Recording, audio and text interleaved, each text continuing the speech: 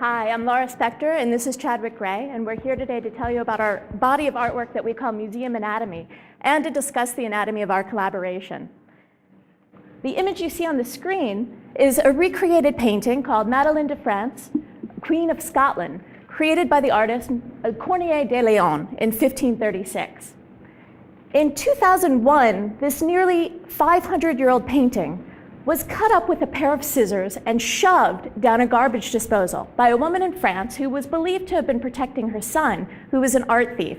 He had amassed his own personal collection of over 239 works of art, 60 of which were completely destroyed. So while we no longer have the original work of art, we have recreated it today on Chadwick's body over the course of about 6 hours.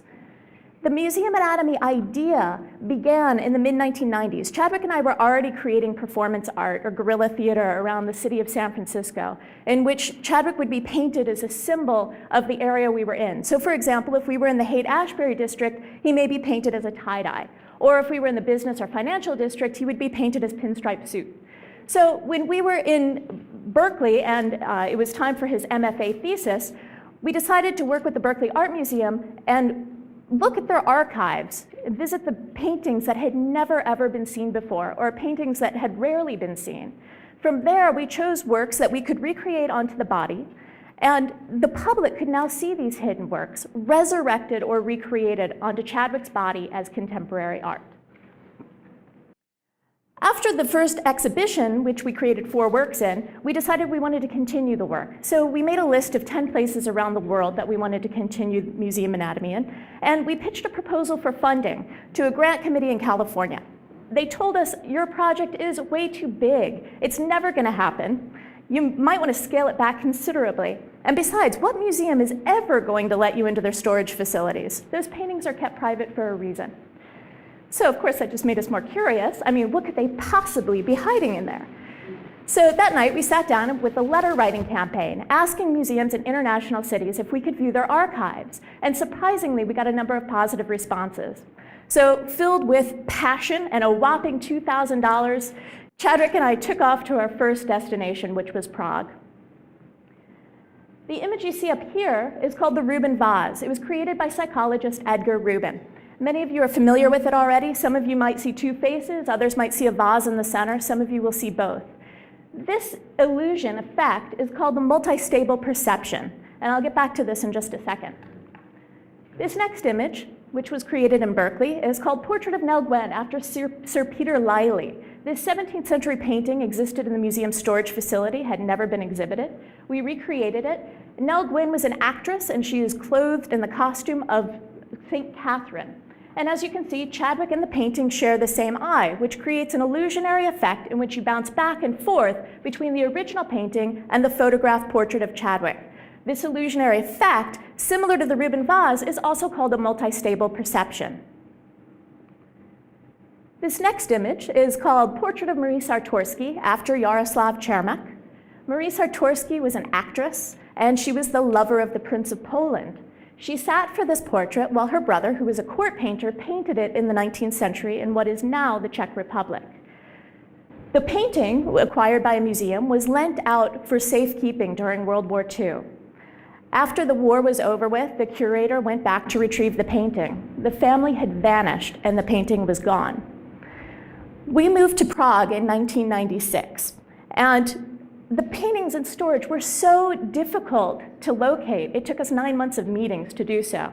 We couldn't figure out why it was so difficult. And as a side note, this is not unusual. Most museums don't want artists viewing their hidden treasures. We decided that we were going to continue the project anyway, and we wrote letters to other museums, and museums in Berlin and Met Museum in New York City wrote us back, and they told us that they don't have any artwork in storage at all. All of their artwork is displayed. So the Metropolitan Museum actually claimed that they don't even have a storage facility.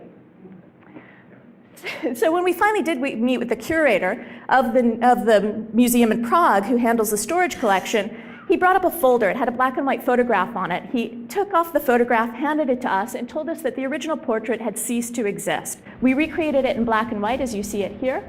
And we put it up on the internet, In 1999, we were contacted on Christmas morning by a man who lived in Canada. He told us that this was a portrait of his great-great-grandmother, and he had never seen it before, and he thanked us for sharing. Hello, I'm Chadwick. I'd like to share a video with you. This is a time-lapse video of one of the museum anatomy works in process. It's a painting of Cleopatra after the artist Jordaens. And what you're seeing took 15 hours to paint onto the body, and we have edited it to 45 seconds.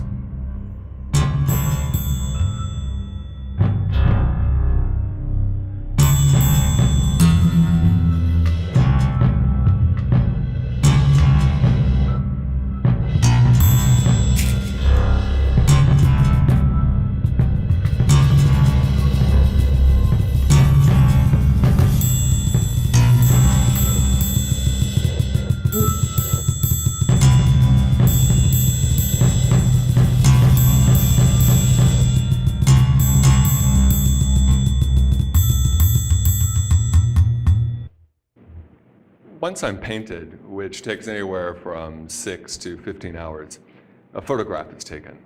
That photograph is then enlarged to the actual size of the original oil painting, and some of which are the size of a mural, and then that photograph is exhibited as contemporary art. But because the enlargement process is so expensive, we've only seen about 16 of our works printed to the full size. It's ironic and maybe even poetic that over time, we've created our own personal collection of unseen artwork from around the world in our very own storage facility called an external hard drive. Many of the works still remain unseen. Laura and I have been working together for almost 20 years, and while we're working, neither of us has to say, okay, you do this and then I'll do that, but it's more like an unspoken set of duties that each of us act out to obtain the final goal. We've dispelled some of our own myths about collaboration through time and experience. One of the major life lessons that we've learned is you don't have to be sleeping with your collaborator. Since the time we met, Laura and I were working on one project or another. We lived together, we moved in together, we made things together, we loved each other, and in our early 20s, all of our friends were getting married, so we got married. I asked Laura to marry me about 15 minutes after she received a rejection letter from the Guggenheim Foundation. She was very upset, almost in tears, and I popped the question. We were married for almost 12 years and it didn't work out, but I'm happy to say that we don't have to be married to continue to love one another and to collaborate. And she just received another rejection letter from the Guggenheim Foundation a few weeks ago, and although she was very upset, I was relieved to know I didn't need to propose marriage.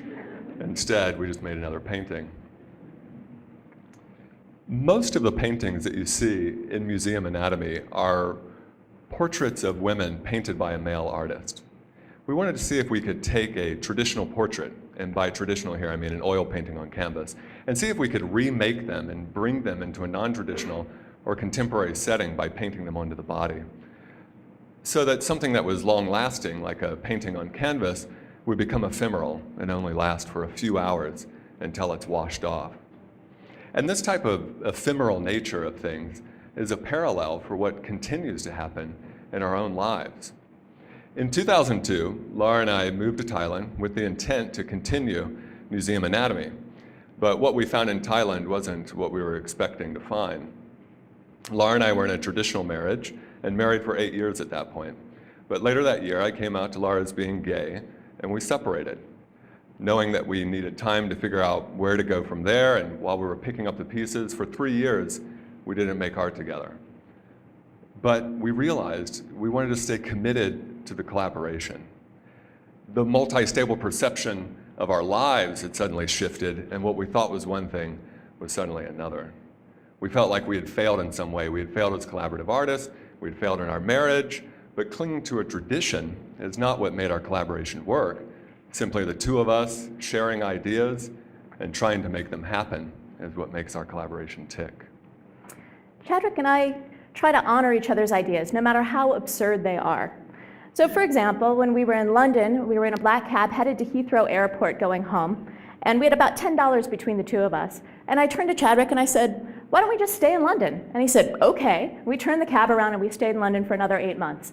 It was completely reckless. And it was a great idea because we were able to continue the project with the Reina Sofia and the Prado museums in Spain. All the while we were busking in Covent Garden, earning enough money to pay for rent and buying everything in coins. Then there was another time in 1995 where Chadwick had this crazy idea where we would strip down nude, paint each other's naked bodies in the women's bathroom at the San Francisco Museum of Modern Art.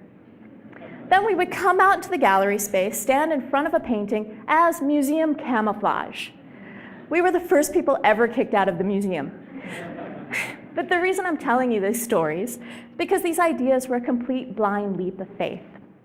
There's something magical about jumping into the unknown, fully engaged, with a question in mind, and being passionately curious about what will happen next. Because that crazy idea at the San Francisco Museum of Modern Art was the origin of museum anatomy. And as of today, we have recreated over 100 images from museums in 12 different countries. The action of our collaboration is a messy, unpredictable experiment with growth, role reversal, and consciousness. And while we can see who is performing each function of the work, there's no way to know how an organic idea flowed, or who corrected mistakes, or who was better at their job on any particular day. So the next step that we're taking with Museum Anatomy is that we want to work with musicians from around the world via the internet. We'll make the time-lapse videos, and we're asking musicians to help score the work so that our collaboration can grow. There will be new skills to learn, how to integrate new ideas and new people into our world while exploring theirs. And who knows what we might find. It would be fantastic to one day see all of the Museum Anatomy works from around the world enlarged to the size of the original oil paintings and exhibited on view. And we look forward to working with museums who may wish to work with us to unearth their hidden collections. And we'll just have to promise that if we find something in the museums that doesn't belong to them, we won't cut it up with a pair of scissors. Thank you. Thank you.